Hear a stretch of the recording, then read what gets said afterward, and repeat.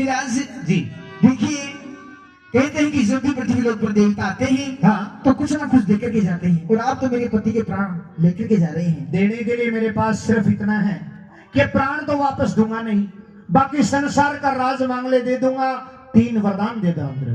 तो महाराज पहले मुझे वचन दीजिए। वचन? हाँ।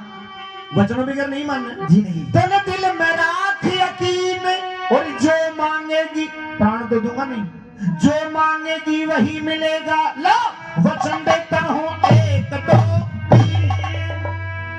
जल्दी कर ले, मेरे पास में टाइम नहीं है, बस आने वाली है मेरी। अच्छा हाँ सुनिए।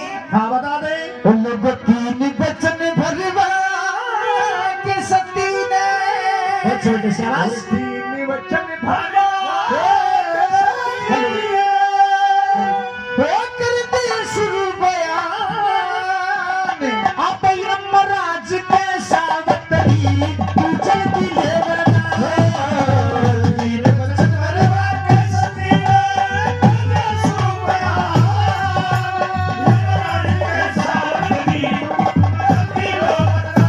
तो महाराज हाँ। आने की बात पहले वो लकड़ी में घोड़े खाया करे, ये फिकर का के मैं खो, और मैं मांगू सो मिले मने, जब मेरे शान देगा। मैं मांगू सो मिले मने, मेरे शान दी हो, और मेरे बाप के बेटे सो बेटे। जी महाराज।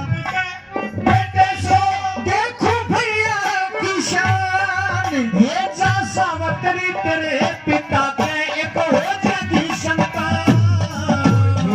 वचन भरवा सती ने, कर दे शुरू बयान, यमराज के सावतरी, तुम जल्दी लो बरना। महाराज मेरे भाई नहीं है, मेरे पिता के 100 पुत्र होने चाहिए। सो नहीं हो सकते, तो 100 के जैसा गुणवान विद्वान बलवान एक पुत्र तुम्हारे पिता के हो जाएगा, जी। जिसका माल्यवान नाम होगा, और उसी के नाम से तुम्हारे पिता का वंश आगे चलेगा। तथास्तु। ठीक है महाराज। सुने नंबर 2 की बात। दूसरा और मांग ले।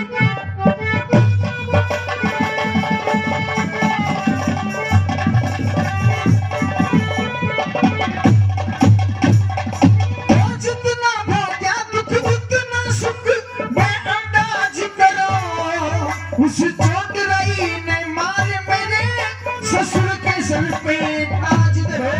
चोट रही ने मारे मेरे ससुर के सर पे ताज धरो।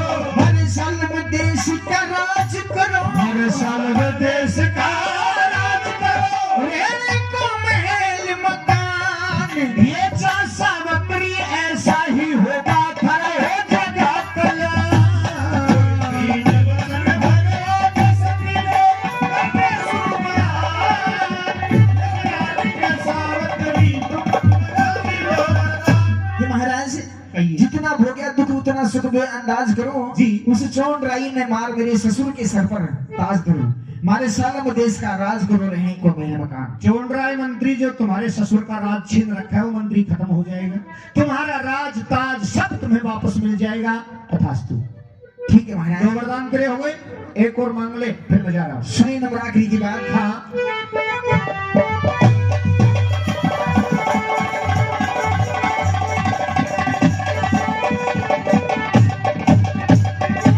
सास ससुर अंधे अंधी, कुछ उनका ख्याल करो, और बिन पैसे कंगाल हुए उन्हें माला माल करो।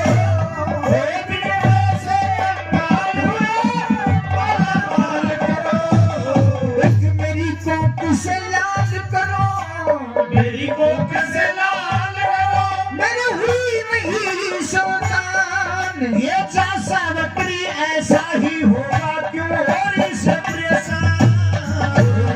वचन भरवा के सती ने, कर दे शुरू बयान, यमराज के सावतरी, तुम जल्दी लो बरना। ये महाराज मेरे सास ससुर अंधे अंधी, कुछ उनका ख्याल करो। तुम्हारे सास ससुर की नेत्र ज्योति आ जाएगी, उन्हें दिखाई देना बिन शुरू हो पैसे कंगाल हुई उन्हें माला माल करो। अरे बेटी मालो माल तो पहले ही कर चुका और हूँ महाराज मेरी कोई संतान नहीं है जी। मेरे एक निष्कलंक पुत्र पैदा होना चाहिए। तथास्तु, तुम्हारे पुत्र भी हो जाएगा निष्कलंक। ठीक है महाराज। ठीक है, अब तुम्हारे वरदान पूरे हो गए जी। अब मैं चलता हूँ। मेरे महाराज अब क्या दिक्कत होगी? आप मुझे क्या समझते हैं? तेरे को एक बहुत अच्छी सच्ची पतिव्रता स्त्री समझता हूँ। नहीं महाराज, मेरे पति के प्राण आप लेकर के जा रहे हैं। बिल्कुल। और मुझे पुत्र होने का वरदान दे रहे हैं। क्या दिक्कत है? दे दिया, वरदान हो जाएगा पुत्र। महाराज, मैंने मांगा है निष्कलंक पुत्र, और निष्कलंक पुत्र केवल पति से पैदा हो सकता है। किसी गैर मर्द से पैदा होगा तो महाराज मुझे कलंक लगेगा। हाँ, बिल्कुल महाराज, डोरी बज जाए तो बहुत कौन सा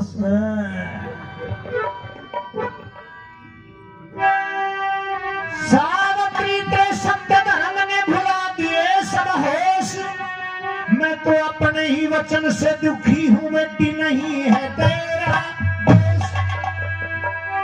सावित्री, तूने मुझे ऐसे धर्म संकट में डाल दिया कि मैं कहीं का भी नहीं रहा।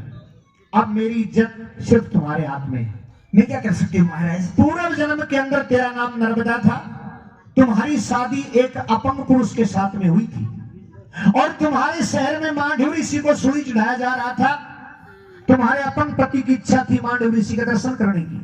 तुमने अपने पति को टोकरे में बैठाया, सर पे रखा और वहां ले गए। उस टोकरे की रगड़क सूली को लग जाती है। मांडव ऋषि को पीड़ हुई तो मांडव ऋषि ने श्राप दिया था कि सूर्य उदय होने के साथ ही ये अपंग पुरुष खत्म हो जाए।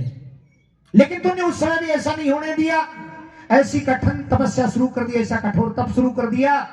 11 दिन का समय निकल गया था। ये मैं नहीं कह रहा हूं, हमारे प्रमाण कहते हैं कि 11 दिन का समय निकल गया था, लेकिन सूर्य भगवान उदय नहीं हुए। सब ऋषियों ने तेरे को समझाया, देवताओं ने तेरे को समझाया, तू नहीं मानी। उस समय भी तेरे कारण ही इस भारत की धरा पर आया था, तेरे को समझाया था, और तूने अपनी 400 साल की उम्र मेरे पास में जमा करवा दी थी, और स्वयं अपने अपंग पति के साथ में सती हो गई थी। देखी, वो पूर्व जन्म की उम्र तेरी मेरे पास में जमा है। उसमें से यदि आधी उम्र भी तू अपने पति के नाम संकल्प कर दे तो सारे काम सत्य हो जाएंगे। तेरा पति भी तुम्हें मिल जाएगा, तुम्हें पुत्र भी हो जाएगा, यमपुरी का नेम भी रह जाएगा, संसारिक चक्र भी चलता रहे।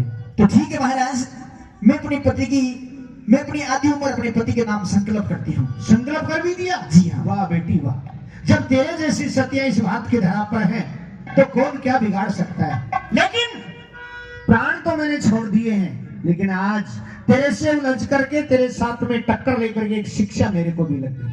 क्या? कौन सी?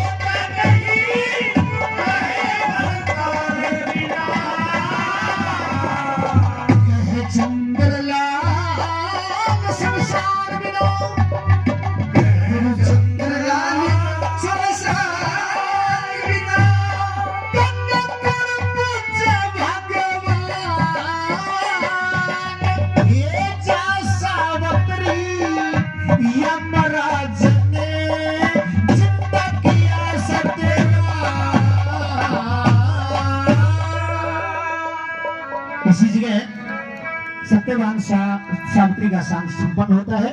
कल ठीक 12 बजे आपकी सेवा में फिर से हेलो 12 जी अरविंद जी बोल रहे हैं। सुभाष सिंह जी।